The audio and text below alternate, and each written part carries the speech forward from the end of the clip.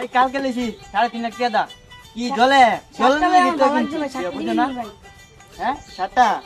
শার্টটা তো কালকে 260 টাকা কিনা এটা আনছিস শার্টটা 550 টাকা দা এই আরফাত এই হারো এই দাঁড়া বুঝছস এই আরফাত তুই সকাল সকাল বেটা ঘুমের তো উঠতে আসা তুই আমার শার্টটা লয়ে আইবলি কেরা